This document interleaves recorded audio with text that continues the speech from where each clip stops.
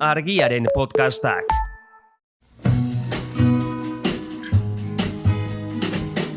Don't know much about history.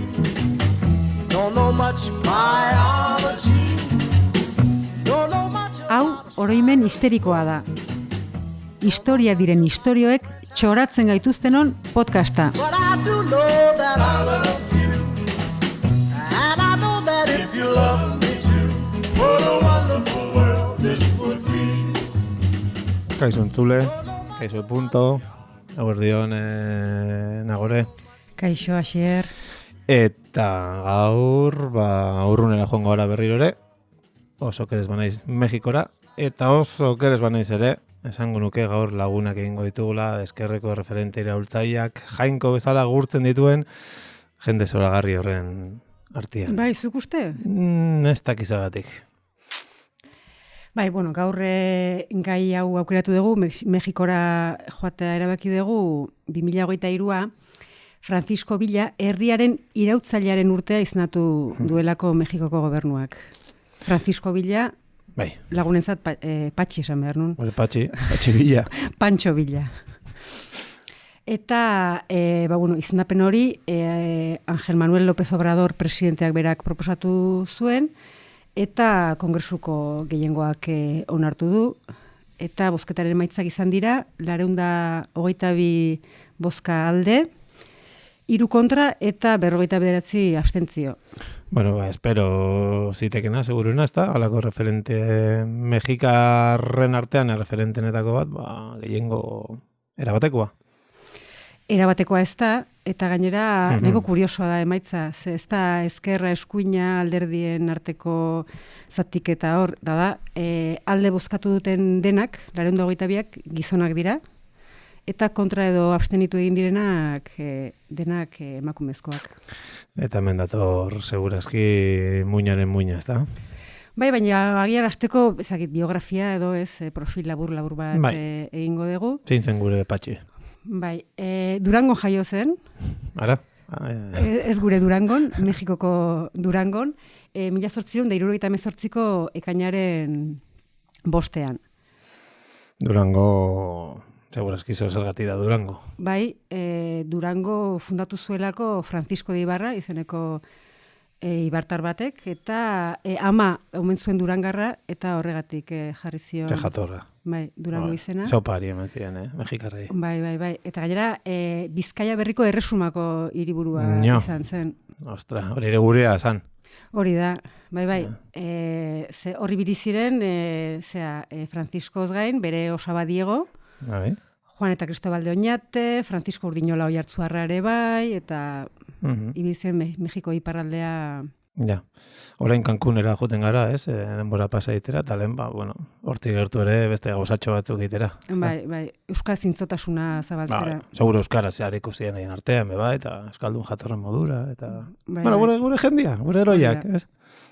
Bueno, jakintzazue, Durangoko azokara, egualdi onarekin junei bali madezue, Durangoko azoka nazionala uztailaren 8 dela, fundatu zen egunekoa, eta euskal disko eta libururik ez ezue topatuko, baina eguraldi hobea segurazki bai.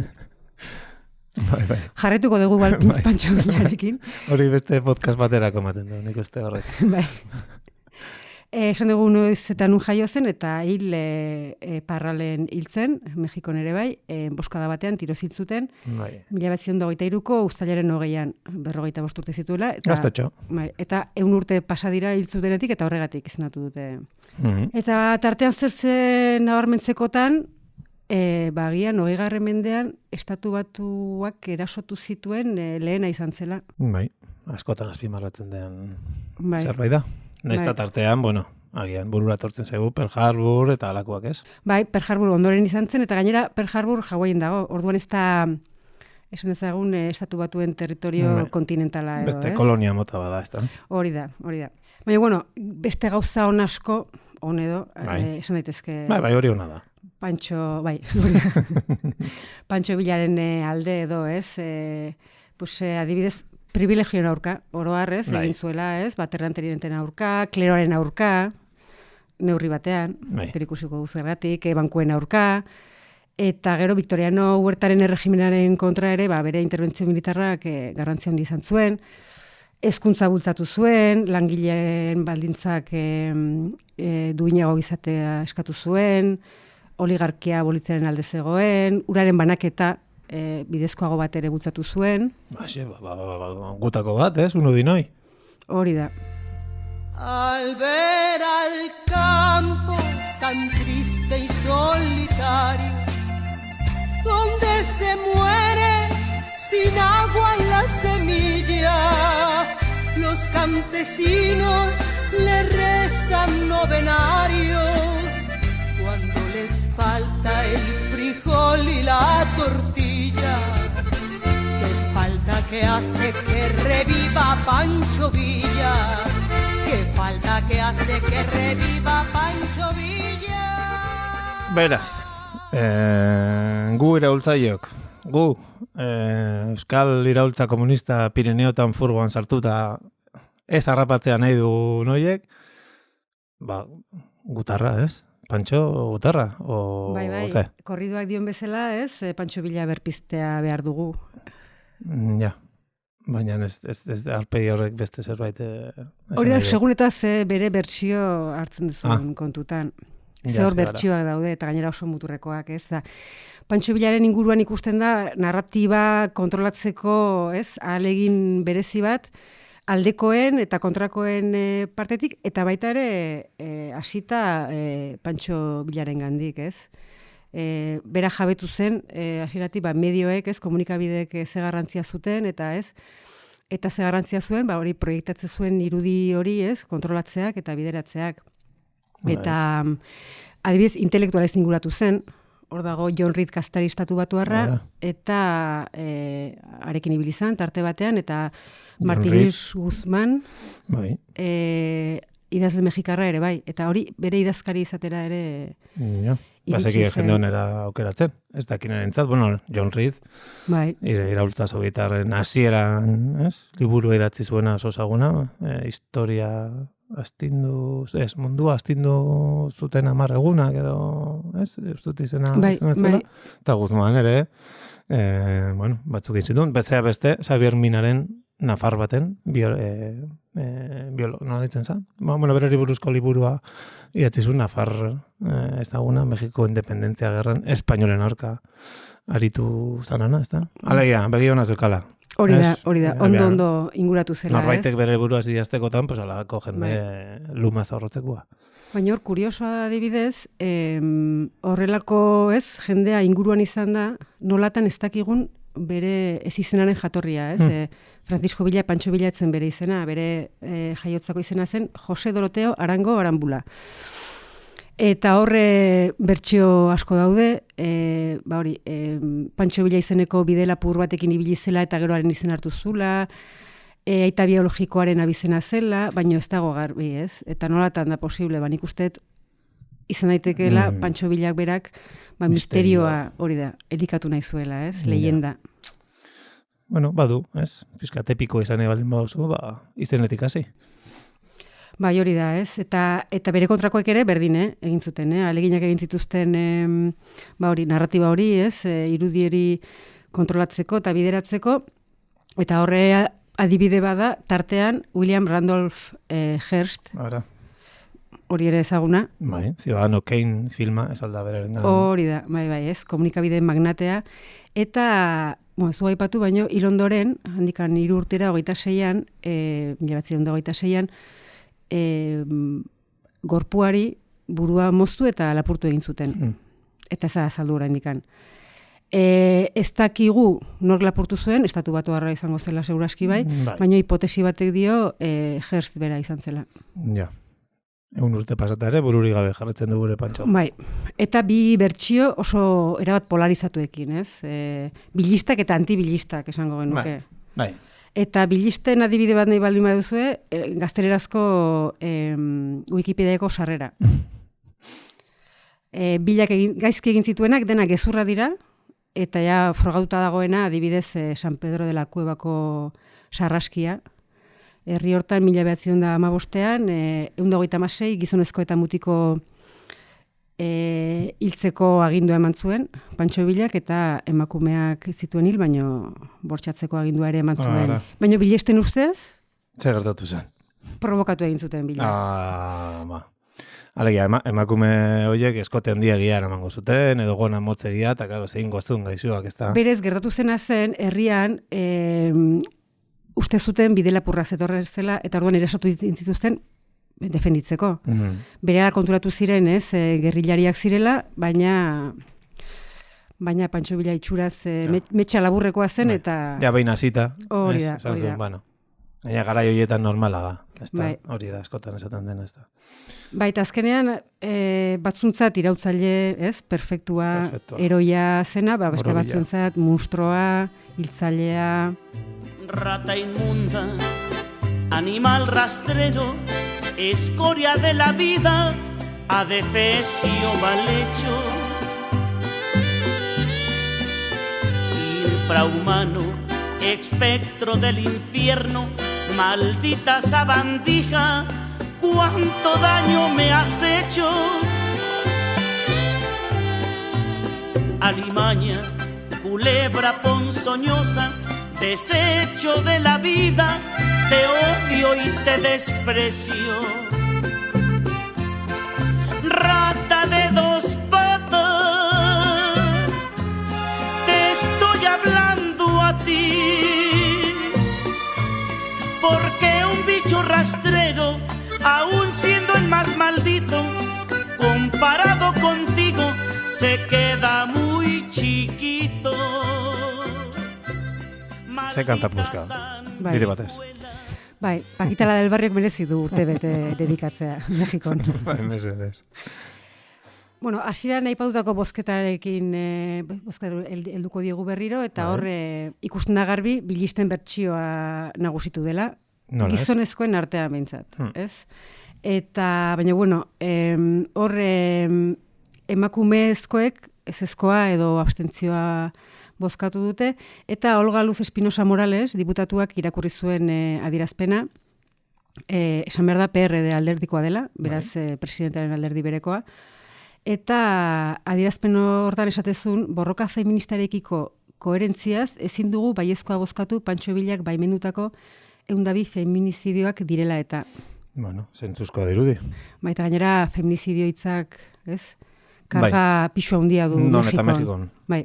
Baina, 100 gora emakumeren exekuzioa agintzeaz edo baimentzeaz gain, hor daudere masa bortxaketak. Aipatu dugu San Pedro de la Cuevakoa, baina handik 2 urtera, 1917an, Namikipa herrian ere antzeko zerbait egin zuen, ez? Ikulu batuan sartu zituen emakume guztiak eta bortxatzeko agindua eman zuen.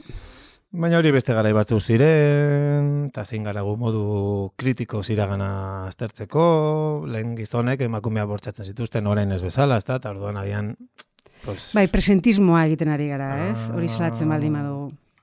Ez, Pantxo Villa bere garaiko produktua da, ez? Gerra eta gatazka tinguretan bortxaketa sistematikoak ohikoak dira, ez? Batetik, herriaren irautzaileak ez zuen alegin handirik egin, ez? Egoera hori irautzeko, eta gainera... arazo sistematiko baldin bada, arrazoi gehiago, ez? Hori ez ezabatzeko, ez? Eta horren aitortza egiteko. Eta gainera irakurri dudanaren abera, gure Pantxok, emakumeak erabiltzen zituen, katarroa jotako pertsonak, klinezak bezala. Bai, ez? Eta horri buruz itzen gaut zenbaki batzuk emanez, ez? Zenbat aldiz ezkondu zen Pantxo Villa, ez dakigu, zehazki, baina badakigu hil ondoren alargutza dokumentu ofiziala 18 emakumek lortu zutela. Hori da, lortu zutenak. Ja. Batzuk ez zuten eskatuko, beste batzuk eskatu eta ez zuten lortuko, badago zerrenda bat, 24 emakumerena izen abizenekin, eta hala ere legalki 75 aldiz ezkondu zela uste da. 75? Bai. Eta legalki esan nahi du garai hortan Elizaz ezkontzea.